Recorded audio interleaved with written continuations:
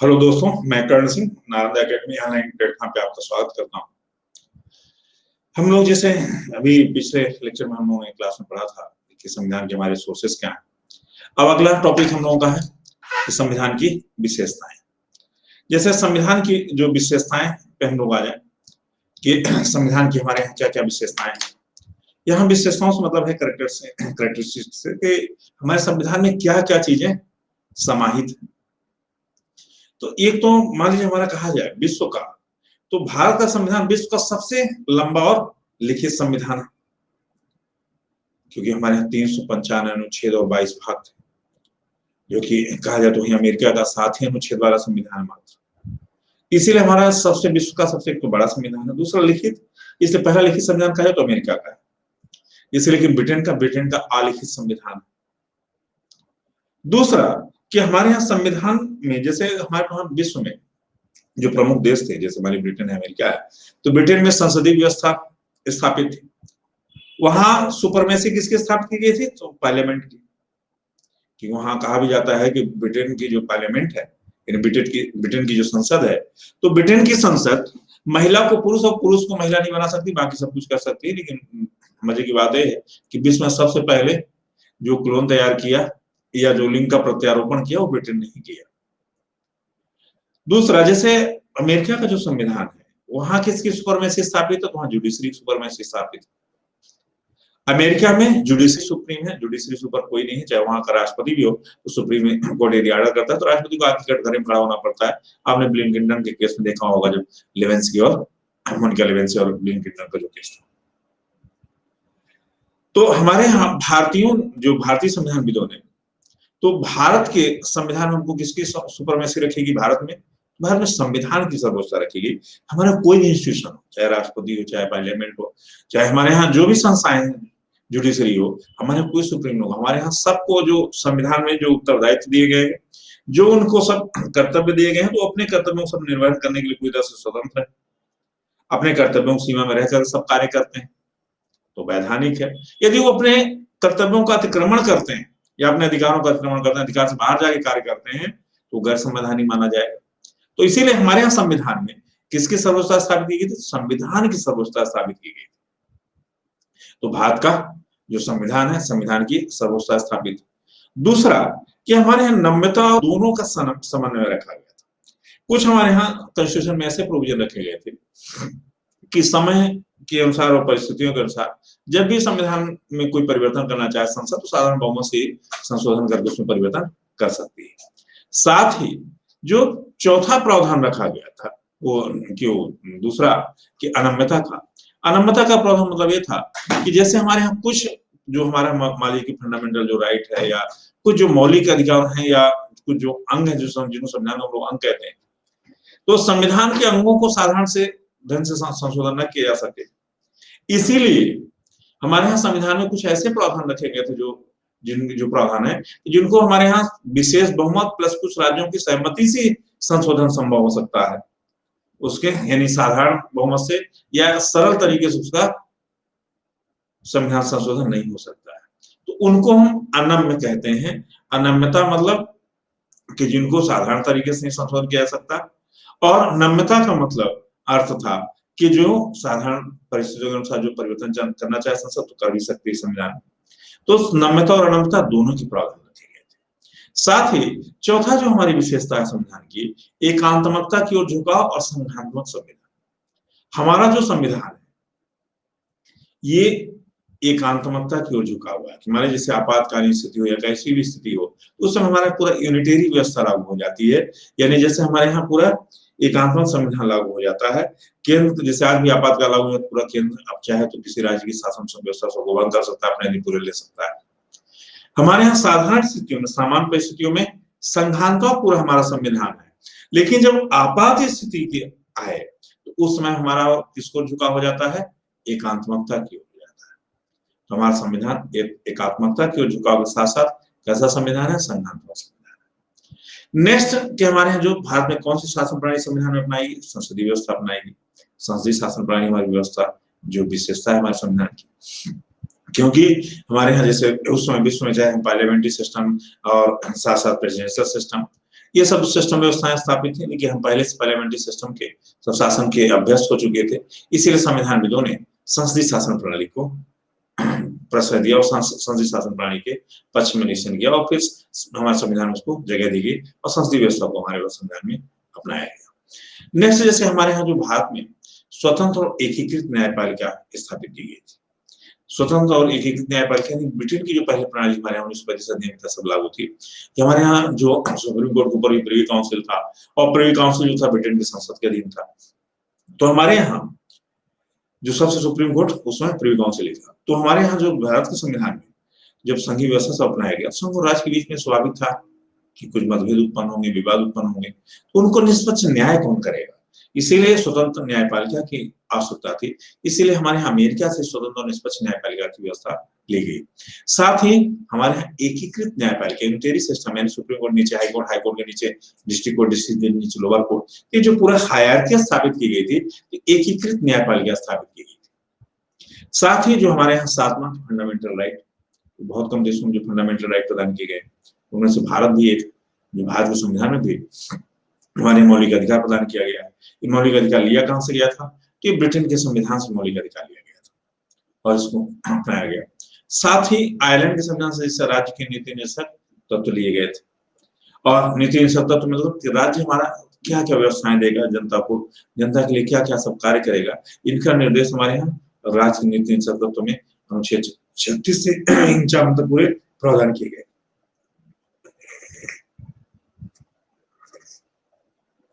साथ ही हमारे संविधान में भाग 4A जोड़ा गया। पहले मूल संविधान में हमारे मौलिक कर्तव्यों का प्रावधान नहीं था, लेकिन फिर भाग 4A जोड़ करके मौलिक कर्तव्यों का प्रावधान किया गया। ये जो मौलिक कर्तव्यों जो प्रावधान किया गया था, ये रूस से लिया गया था, ताकि एक्चुअली पहले हमारे यहाँ ये सोचा गया संविधानविदों ने या हमारे यहाँ संविधान के सदस्यों ने ये सोचा था कि जब व्यक्ति को अधिकार प्रदान किया जाएगा तो हर कोई अपना कर्तव्य समझेगा ही। लेकिन जब हमारे यहाँ हड़तालें होने लगी, तोड़फोड़, सरकार संपत्ति को नुकसान पहुंचाया जाने लगा, तो फिर हमारे यहाँ लाया गया 42वां संविधान संशोधन 1976 में और उसके तहत मौलिक कर्तव्यों को जोड़ा गया। तो जैसे हमारे यहाँ जो मौलिक कर्तव्य जो जोड़े गए, ये भी हमारे संविधान महत्वपूर्ण विशेषता है। व्यक्तियों क्या क्या कर्तव्य है, सब इनका पूरा प्रोविजन, इसमें 10 कर्तव्य पहले थे, फिर 11वां कर्तव्य जोड़ दिया 86वां संविधान संशोधन द्वारा शिक्षा के अधिकार। नेक्स्ट, जैसे हमारे यहाँ जो मौलिक कर्तव्य का धर्मनिरपेक्ष राज्य की व्यवस्था अपनाई गई थी, यानी एक सेकुलर स्टेट भाग घोषित किया गया, भारत का कोई धर्म नहीं होगा, सभी धर्मों को प्रश्रय देगा। ये हमारे संविधान की महत्वपूर्ण विशेषता है, जो अनुच्छेद 25 से लेकर 28 तक पूरे धर्म के बारे में प्रोविजन रखे गए थे। नेक्स्ट, हमारे यहाँ जो सिंगल सिटीजनशिप है, यानी जिस अमेरिका में है वहाँ ड्यूअल सिटीजनशिप, वहीं ब्रिटेन में सिंगल सिटीजनशिप है। तो हमारे यहाँ भारत में भी सिंगल सिटीजनशिप का अपनाया गया, यानी भारत का कोई व्यक्ति है, ये जिले का या प्रांत का या नागरिक नहीं होगा, बल्कि भारत का ही सिर्फ नागरिक कहलाएगा। तो ये नागरिकता को प्रावधान लाया गया। साथ ही सार्वभौमिक व्यस्त मताधिकार के आधार पर प्रोविजन लाया गया कि हमारे यहाँ व्यवस्था कैसी होगी, सार्वभौमिक व्यस्त मताधिकार के आधार पर वोटिंग सिस्टम लागू किया गया। नेक्स्ट, आपातकालीन प्रावधान जो थे अनुच्छेद 352, 356 और 360, ये भी हमारे यहाँ जो राष्ट्रपति शासन वगैरह और फिर राष्ट्रीय आपातकाल और वित्तीय आपातकाल व्यवस्था थी, ये भी संविधान सब व्यवस्था में शामिल किया गया। और इन व्यवस्थाओं शामिल किए जाने की पीछे रीजन था, जब आपातकालीन स्थितियां होंगी तो उसमें ताकि हमारे यहाँ सब पूरा भारत एक हो जाती है, कानून व्यवस्था की ओर अग्रसर होने का रीजन निश्चित है। साथ ही हमारे भारत संविधान की एक विशेषता है त्रिस्तरीय शासन व्यवस्था। त्रिस्तरीय शासन व्यवस्था यानी केंद्र के नीचे राज्य और राज्य के नीचे जो हमारे यहाँ स्थानीय शासन, ये त्रिस्तरीय व्यवस्था को हमारे संविधान में जगह दी गई, तरजीह दी गई। साथ ही हमारे संविधान के अनुच्छेद जैसे जो 38 है राज्य निश्चित तत्व के तहत, इसमें भारत को क्या घोषित किया गया था? एक वेलफेयर स्टेट घोषित किया गया। ये भारत जो है यानी कल्याणकारी राज्य की स्थापना की व्यवस्था की गई है कि राज्य प्रयास करेगा। साथ ही जैसे हमारे यहाँ जो लोकतांत्रिक गणराज्य, हमारे से डेमोक्रेसी को नहीं अपनाया गया था जो अमेरिका वाले, बल्कि हमारे यहाँ डेमोक्रेसी रिपब्लिक को अपनाया गया था। ब्रिटेन में डेमोक्रेसी है, लेकिन वहाँ जो नाम मात्र का प्रधान है, शासन का प्रमुख है, वो वंशानुगत होता है। और हमारे यहाँ जो राष्ट्र का प्रमुख होगा या राष्ट्रपति होगा, वो निर्वाचित होगा। इस व्यवस्था को अपनाया गया और इसीलिए लोकतांत्रिक जो गणराज्य को हमारे यहाँ भारत में अपनाया लोकतांत्रिक गणराज्य अपनाए जाने के पीछे रीजन था जो हमारे भारत का राष्ट्र का प्रमुख है वो वंशानुगत नहीं होगा, वो निर्वाचित होगा और एक निश्चित समय में उसका निर्वाचन करवाया जाएगा। तो ये तो हमारे संविधान की प्रमुख सब विशेषताएं हैं जो आपको याद रखना है। Generally pre point of view से ज्यादा इंपॉर्टेंट नहीं होता, लेकिन मेंस में ज्यादा क्वेश्चन इसके संविधान विशेषताएं पूछ ली जाती है तो आपके पूरे गिनाने पड़ेंगे। मान लीजिए 50 मार्क्स पूछ लिया जाए, 50 शब्दों में लिखने के लिए पूछ लिया गया 6 नंबर में, तो आपको इसको पूरे गिनाने पड़ेंगे। नेक्स्ट हम आ जाए संविधान, भारतीय संविधान की प्रकृति पर। हमारे भारतीय संविधान का नेचर कैसा है, तो भारतीय संविधान के नेचर क्या है। जैसे भारतीय संविधान की जो प्रकृति है ये संघात्मक है या एकात्मक, इसके संबंध में विद्वानों के बीच में हमारे बड़ा मतभेद रहा कि भारत का संविधान कैसा है, संघात्मक है या एकात्मक। अब ये जो संघात्मक व्यवस्था है, संघात्मक व्यवस्था कैसी होती है और एकात्मक व्यवस्था कैसी होती है दोनों, और इनकी विशेषता हमारे संविधान में क्या क्या नहीं थे हमको जानना। संघात्मक व्यवस्था का मतलब ये होता है कि संघ अपना कार्य करे, राज्य अपना कार्य करे, संघीय व्यवस्था पूर्ण, जैसे क्या हो रहा है वहां संघीय व्यवस्था स्थापित की गई थी और सब अलग अलग अपने विषयों सब कार्य करते थे, स्वतंत्र, तो उनका अलग अलग सब विषयों के अलावा जो नागरिकता और सब प्रावधान भी अलग अलग थे। एकात्मक व्यवस्था जैसे ब्रिटेन और फ्रांस वगैरह में वहां एकात्मक की शासन वहां संघीय व्यवस्था नहीं, क्योंकि छोटे राष्ट्र। वहीं पर जैसे हमारे यहाँ संविधानविदों ने हमारे भारतीय संविधान को, जैसे जी ऑस्टिन है, तो जी ऑस्टिन ने कहा कि भारत का जो संविधान है ये सहकारी परिसंघ, जिन्होंने भारतीय संविधान को सहकारी परिसंघ कहा। वहीं प्रोफेसर केसी वियर साहब हैं जिन्होंने अर्ध संघीय संविधान कहा। भारत का संविधान कैसा है, तो वही भीमराव अम्बेडकर साहब का मानना है कि भारत जो संविधान है ये समय और परिस्थितियों की मांग के अनुसार एकात्मक भी हो सकता है और संघात्मक भी हो सकता है। इनका कहने का अर्थ था अम्बेडकर साहब का कि हमारा जो भारत का संविधान है, यदि मान लीजिए सामान्य सब स्थितियां, सामान्य परिस्थितियां हैं, तो उस समय कैसी व्यवस्था होगी, भारत संविधान कैसा होगा, तो संघात्मक होगा। मान लीजिए हमारी आपातकालीन स्थितियां हैं, संकट की स्थिति है, उस हमारा संविधान कैसा होगा, तो एकात्मक होगा। ये किसके, तो परिस्थितियों की मांग पर निर्भर करेगा, ये इन्होंने कहा था। जैसे वास्तविक स्थिति यह है कि भारत का संविधान न तो पूर्णतः क्या है, एकांतमक है, और न ही संघात्मक। इसमें एकांतमक और संघात्मक दोनों संविधान के तत्व निहित है। इसीलिए सरल शब्दों में कहा जाए तो एकांतमकता की ओर झुकाव के साथ हमारा कैसा संविधान है, तो संविधान है। तो एकांतमकता की झुकाव के साथ हमारा ये संघात्मक संविधान। ये तो हमारे संविधान की जो प्रकृति कैसी है, तो हमारे इसीलिए कुछ संविधानविदों ने इसको अर्धसंघीय, केसी वियर साहब है तो उन्होंने कहा कि हमारा कैसा संविधान है, तो अर्धसंघीय संविधान इसे कहा था कि संघ के और कुछ एकात्मक व्यवस्थाएं। जैसे भारतीय संविधान के लक्षण क्या है, इन संघात्मक संविधान के क्या लक्षण है और एकात्मक के दोनों थोड़ा सा हम लोग जान लेंगे हमारे कॉन्स्टिट्यूशन क्या क्या व्यवस्थाएं।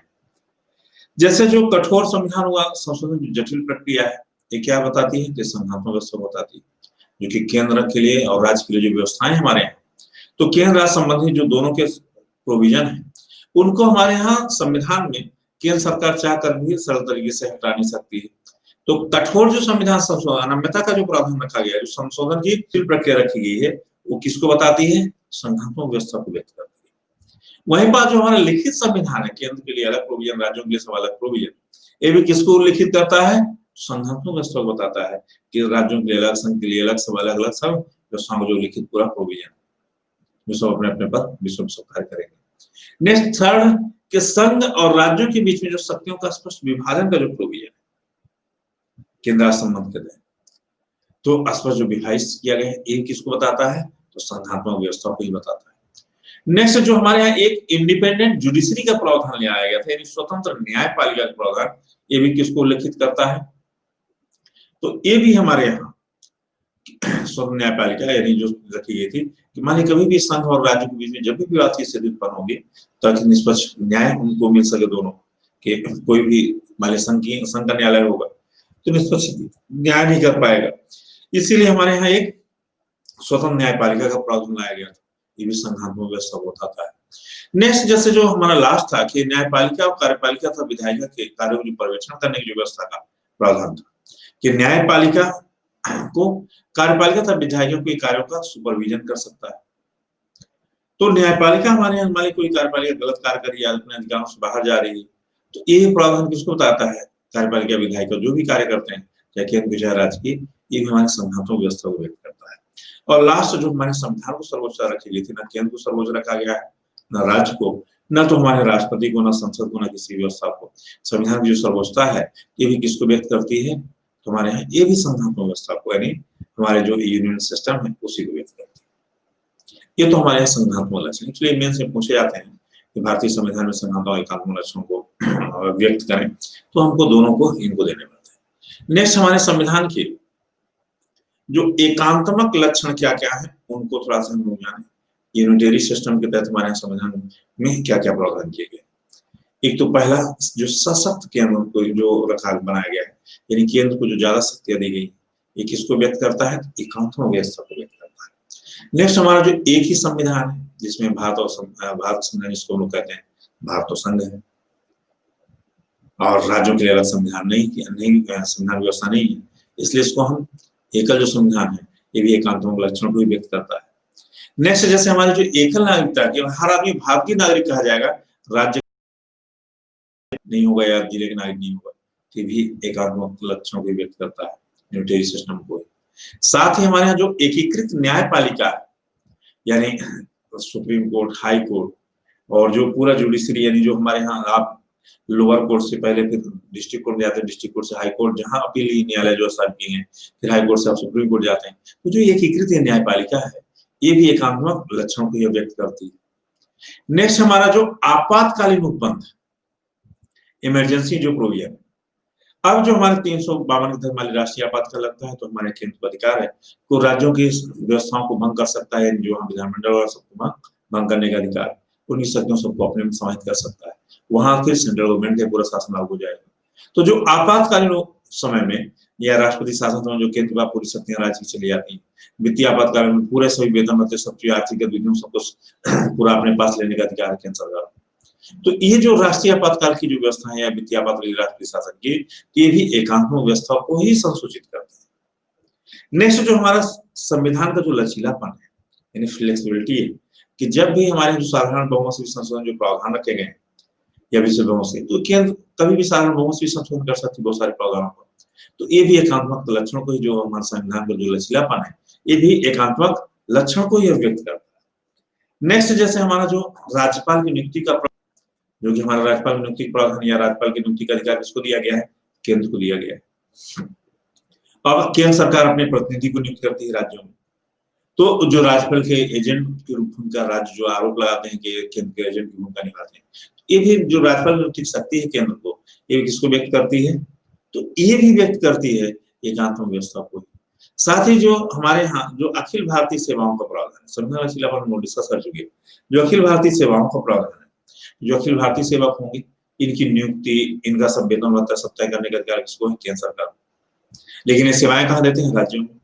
और जो अखिल भारतीय सेवक हैं, जो ऑल इंडिया सर्विसेज, चाहे आईएएस हो चाहे आईपीएस हो, आज हमारे वर्तमान में 3 अखिल भारतीय सेवाएं, एक प्रॉपर आईएएस यानी कलेक्टर, दूसरा आईपीएस यानी इंडियन पुलिस सेवा, और तीसरा इंडियन फॉरेन सर्विस और इंडियन फॉरेस्ट सर्विस। तो जो इंडियन फॉरेस्ट सर्विस है, फॉरेन सर्विस को ध्यान रखिए, फॉरेन सर्विस जो है केंद्रीय सेवा में, और जो फॉरेस्ट सर्विस है आईएफएस, तो वो हमारे यहाँ अखिल भारतीय सेवा में। तो 3 अखिल भारतीय सेवाएं, इनकी नियुक्ति सब कौन करता है? केंद्र करता है। और सेवाएं सब कहाँ देते हैं? तो राज्यों में देते हैं, राज्यों में सब कार्य करते हैं। तो ये तो हमारे यहाँ एकात्मक अभिलक्षण को व्यक्त करता है। सही मायने में कहा जाए तो हमारे संविधान में एकात्मक और संवैधानिक दोनों की ही व्यवस्थाएं लागू हुई, इसमें दोनों सब संविधान में निहित। तो अब इनको सबको ही दोनों के हमारे परिस्थितियों की कौन सी व्यवस्था होगी ये निश्चित होती है। तो इसलिए हमारे यहाँ दोनों को व्यवस्थाओं रखने की भी जरूरत, संविधानविदों ने काफी डिस्कशन बात तो इसको सब प्रावधान रखे थे। कुछ व्यवस्था सामान्य स्थितियों के लिए रखी गई थी, जिससे हमारे यहाँ केंद्र सब बराबर अपने सब अधिकारों का उपयोग करेंगे, सब अच्छे से कार्य करेंगे। कुछ हमारे यहाँ सामान्य परिस्थितियों के लिए, संकट के समय के लिए या आपातकाल के लिए एकात्मक व्यवस्था की प्रावधान रखा गया था, जो भारत होगा तभी राज्य होंगे, ताकि भारत की एकता अखंडता भी सब सुनिश्चित रहे। इसलिए एकात्मक प्रावधान भी रखे जाने जरूरी थे। इसलिए संविधानविदों ने हमारे यहाँ या संविधान सभा सदस्यों ने फिर इस पर आ गए कि हमारे यहाँ इस पर विचार किया कि एकात्मक व्यवस्था संघात्मक दोनों व्यवस्थाएं लागू की जाए, ताकि सामान्य परिस्थितियों में हमारे यहाँ संघात्मक व्यवस्था रहे और फिर आपात स्थितियों में हमारे यहाँ एकात्मक व्यवस्था जो